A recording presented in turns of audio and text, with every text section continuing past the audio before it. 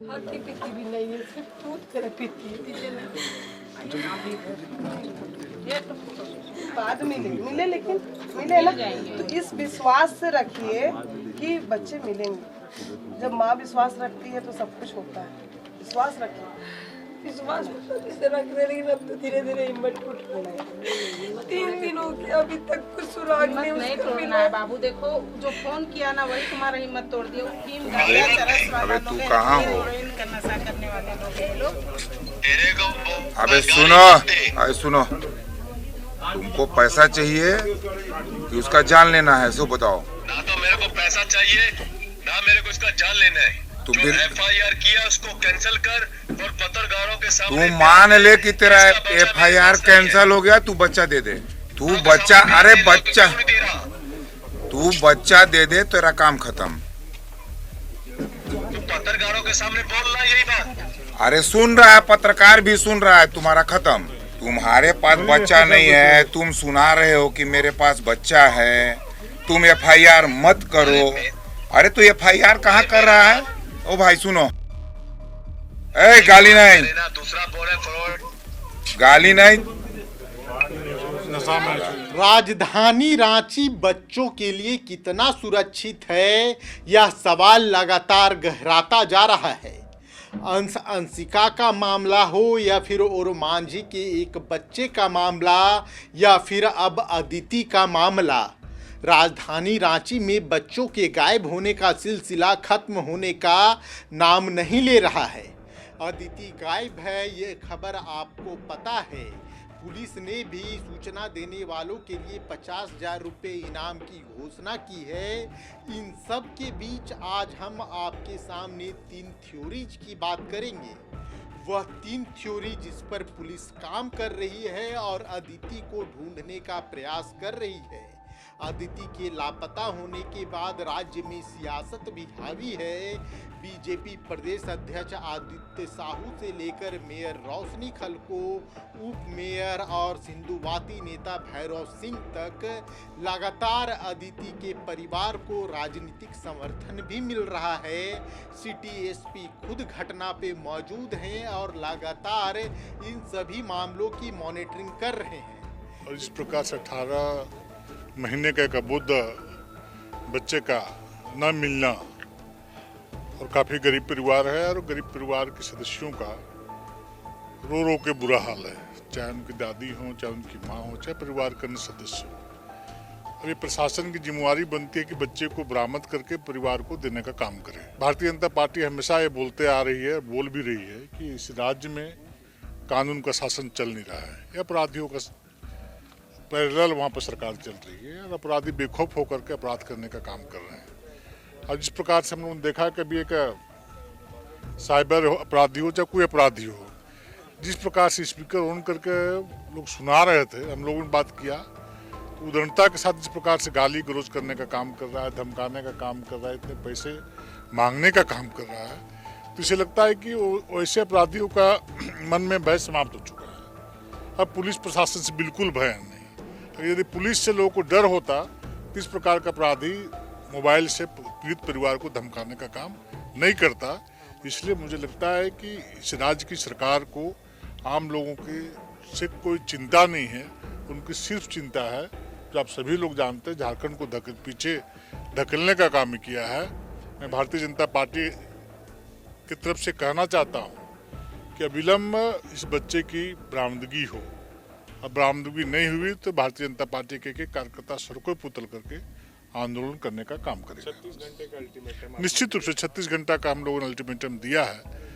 और यदि बच्चे बरामद नहीं हुए तो इसके मतलब है कि प्रशासन बिल्कुल विफल है इस प्रकार की घटना को उद्भेदन करने में। सिटी एसपी से भी हमने बात किया है, आप सबों के सामने थे, उनको भी कहा कि 36 घंटे के अंदर आप इसको बरामद करिए, चाहे जिस हालत में बच्चा मिले। लेकिन आज हम पहले आपको उन 3 थ्योरी की बात बताते हैं जिस पर पुलिस काम कर रही है। इसके साथ ही भारतीय जनता पार्टी के उस अल्टीमेटम के बारे में भी बताते हैं जिससे बीजेपी प्रदेश अध्यक्ष ने पुलिस को दिया है 36 घंटे का अल्टीमेटम।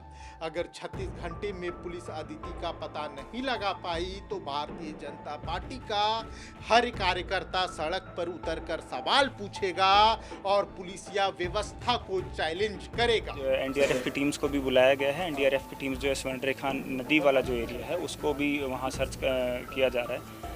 क्योंकि बच्ची बहुत छोटी थी और महज 7 से 8 किलो उसका वज़न था, तो उस एंगल से भी हमारी टीम्स अलग अलग दी है। जो नाले में अलग अलग जो चौक पॉइंट्स हैं नाले के, या फिर और नाले में जो है गंदगी भी काफ़ी ज़्यादा है, दलदल भी काफ़ी ज़्यादा है, तो उस हिसाब से हमारी टीम्स लगातार सर्च कर रही हैं। दूसरी जो पॉसिबिलिटी है कि बच्ची घर से बाहर निकल गई। घर के 2 एग्ज़िट हैं, जैसा कि आप देख सकते हैं, एक इधर वाला एग्ज़िट है, एक उधर वाला एग्ज़िट है।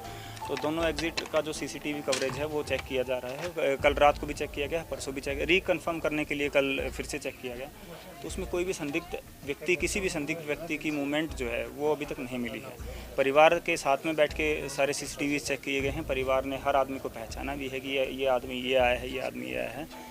और किसी भी सीसीटीवी में दोनों रास्तों में अभी तक बच्ची का मूवमेंट जो है नहीं देखा। वो जो कॉल आ रहा है, चूँकि पुलिस के द्वारा बच्ची को खोजने के लिए वाइड पब्लिसिटी की गई है, उनको रिवॉर्ड डिक्लेयर किया गया है, तो संभवतः जो पब्लिसिटी के जो पोस्टर्स हैं वो साइबर फ्रॉडस्टर्स तक पहुंचे हैं। और जो साइबर फ्रॉडस्टर्स हैं वो परिवार की जो इमोशनल स्टेट है, इमोशनल वल्नरेबल स्टेट है, उसका फ़ायदा उठाकर ठगी करने की कोशिश कर रहे हैं, जिसमें वो किसी छोटे बच्चे के पैर दिखा रहे हैं और 12,000 रुपये की मांग कर रहे हैं, 12,000 रुपये की मांग कर रहे हैं, इस तरीके से। इस बीच सिटी एसपी जो 3 थ्योरीज की बात कर रहे थे, उन 3 थ्योरीज में जो पहली थ्योरी है वो है नाले की। अदिति जो रहती है, अदिति जहाँ पे रहती थी अपने माता पिता के साथ, मतलब मात्र 18 महीने की बच्ची है जो ना अच्छे से बोल सकती है, ना अच्छे से चल सकती है, ना बातों को समझ सकती है। इसमें इसलिए पुलिस का पहला शक है कि कहीं आसपास के जो नाले हैं अदिति उसमें तो नहीं गिर गई, क्योंकि शनिवार की शाम जब अदिति लापता हुई तो रांची में मूसलाधार बारिश हुआ था और ये नाले काफ़ी असुरक्षित हैं। इसे लेकर राजधानी में कई बार सवाल उठे, लेकिन शायद हेमंत सरकार हो या इससे पहले की सरकारें इन नालों में कई जाने गई हैं, लेकिन यहाँ की प्रशासन, यहाँ की सरकार मौन है, यहाँ की सरकार गूंगी है, बहरी है। क्या अदिति का लापता होना भी इन नालों की ही देन है? क्या ये जो असुरक्षित नाले हैं उन्होंने अदिति और एक हंसते खेलते परिवार को उजाड़ने का काम किया? सवाल बड़ा है, क्योंकि ये वो थ्योरी है जिस पे पुलिस सबसे ज़्यादा भरोसा कर रही है या पुलिस सबसे ज़्यादा भरोसा करना चाहती है, क्योंकि इसके बाद की जो 2 थ्योरीज हैं उसमें सवाल पुलिसिया व्यवस्था पर भी उठेगी। अगर ये थ्योरी सच होती है तो पुलिस का पल्ला तो झड़ जाएगा। पुलिस अपने हाथ खड़े कर देगी कि इसमें हमारी तो कोई गलती नहीं है, ये तो नाले की गलती है और नगर निगम की गलती है।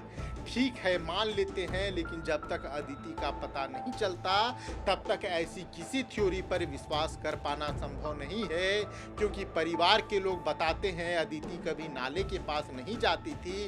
उनके परिवार में उनकी पहले भी बच्चे हैं और कई बच्चे रहे हैं वहाँ पे जो कभी नाले की तरफ नहीं जाते, बच्चे घर के बाहर की साइड खेलते थे। तो क्या पुलिस की यह थ्योरी सबसे आसान है? सबसे आसान इसलिए क्योंकि अगर यह थ्योरी एस्टैब्लिश होती है तो पुलिस जांच से बच जाएगी, क्योंकि अदिति का नहीं मिलना प्रशासन और पुलिस पे कड़े सवाल खड़े करता है। अब चलिए दूसरी थ्योरी की बात कर लेते हैं। दूसरा थ्योरी है कि किडनैपिंग। क्या झारखंड में बच्चा चोर गिरोह सक्रिय है? क्या राजधानी रांची बच्चा चोर गिरोह के चंगुल में है? ये कोई पहला मामला तो है नहीं कि हम पुलिस की किसी थ्योरी पे भरोसा कर लें। इससे पहले भी अंशंसिका का मामला हो या रांची से कई और बच्चे लापता हुए हों, ह्यूमन ट्रैफिकिंग के कई मामले सामने आए हैं। उन सभी मामलों में एक चीज़ कॉमन थी कि जो किडनैपर्स होते हैं वो आसपास के इलाके में रहते हैं, दोस्ती करते हैं और बच्चों को उठा ले जाते हैं। अंशंसिका के मामले में भी कोई सुराग नहीं मिल पा रहा था, लेकिन जब प्रेशर मिला तो बच्चे मिल गए, वो भी बजरंग दल ने खोजे। तो क्या इसमें भी, अदिति के मामले में भी ऐसा ही कुछ देखने को मिला है? क्या अदिति के मामले में भी इसी तरह के कोई गैंग सक्रिय है जो बच्चों के ऑर्गन्स को लेकर काम करता है। अंशिका के मामले में मिर्जापुर गैंग सक्रिय था, अदिति के मामले में भी क्या कोई ऐसा गैंग सक्रिय है, इसकी संभावना भी बहुत ज़्यादा है। जो देखिए इस गैंग का एक पैटर्न है, ये आसपास के इलाकों में आते हैं, रहते हैं, एक कॉमन बिहेवियर बनाते हैं और फिर बच्चा लेकर लापता हो जाते हैं। और क्या अदिति के गायब होने के पीछे भी क्या इसी एजेंडे का काम है? क्या पूरे झारखंड में छापेमारी की जा रही है? क्या नाकाबंदी की गई? कई अभी सवाल हैं जिसके जवाब मिलने बाकी हैं। अब तीसरी थ्योरी की बात कर लेते हैं। तीसरी थ्योरी है आपसी दुश्मनी की। क्या इस परिवार के साथ किसी की आपसी दुश्मनी थी?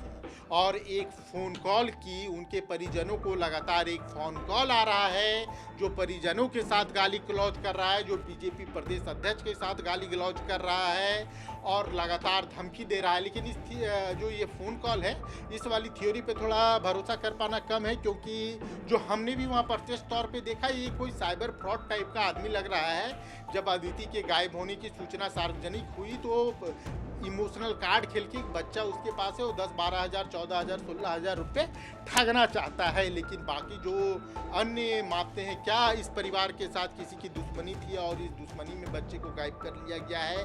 क्या कोई बच्चा चोर गिरोह सक्रिय है? या पुलिस जो नाले वाली बात बता रही है वो हकीकत है? जो भी हो, सवाल तो सरकार और प्रशासनिक व्यवस्था पे उठने तय है। आखिर राजधानी में इन असुरक्षित नालों का क्या, राजधानी में बच्चों का क्या राजधानी में बच्चे सुरक्षित हैं? कई तरह के सवाल हैं जिसका जवाब मिलना बाकी है। लेकिन हम आपको कुछ बयान सुनाते हैं जिसमें बीजेपी प्रदेश अध्यक्ष है, मेयर रोशनी खलको हैं, विधायक सीपी सिंह हैं। इन लोगों का भी बयान सुनिए और समझिए कि घर की क्या परिस्थिति है। जैसे कल हमको सूचना मिला, माध्यम से बात हुई, उसी समय से प्रत्येक जिले के प्रत्येक जो कार्यकर्ता हैं अपने सभी लोगों ने अपने मोबाइल से पोस्ट किया और गली गली ढूंढने का भी काम कर रहे हैं। घर घर में जाकर के देख रहे हैं, अगल बगल मोहल्ला में अगर कोई अनजान बच्चा के बारे में कुछ भी पता चलेगा तो उसके बारे में अपने कार्यकर्ता पूछताछ भी कर रहे हैं। तो विश्वास रखिए, भगवान का आशीर्वाद है।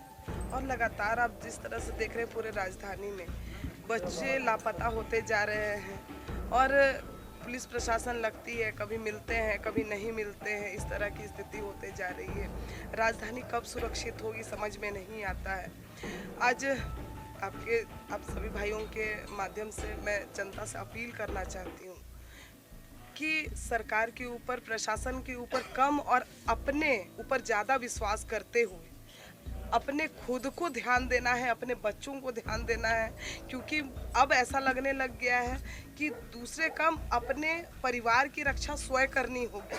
माँओं को, घर परिवार के लोगों को अपने बाल बच्चों की देखभाल खुद करनी होगी। क्योंकि यहाँ पर कब बच्चे खेल रहे हैं आंगन में, कब निकल करके चले जा रहे हैं, कौन उठा करके ले जा रहा है, कहीं नाले में गिर जा रहे हैं, पता नहीं चल रहा है।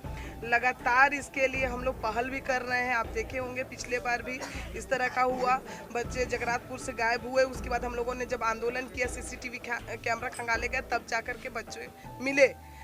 पुलिस भी आई है, पुलिस भी छानबीन करेगी, हर तरीके से देखेगी। कुछ लोग बोल रहे हैं कि नाला है, लेकिन मुझे नहीं लगता कि बच्ची नाला तक जा सकती है, मुझे ऐसा लग रहा है। लेकिन कुछ भी शब्द हम लोग तो यही कहेंगे कि भाई जल्द से जल्द बरामद हो जाए ताकि कोई भी माता पिता को उसका बच्चा बहुत प्यारा हो।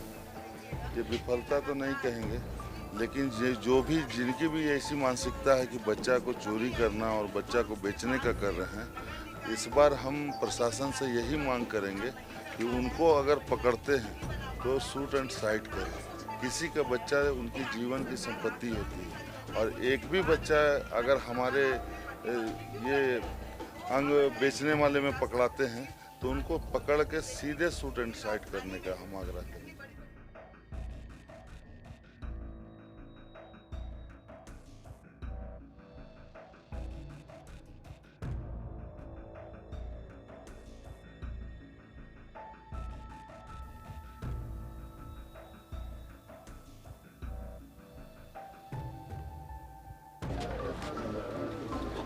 तो सबसे ज़्यादा मेरा अंदर खाए जाना खाती पीती भी नहीं है, सिर्फ दूध तरह पीती है।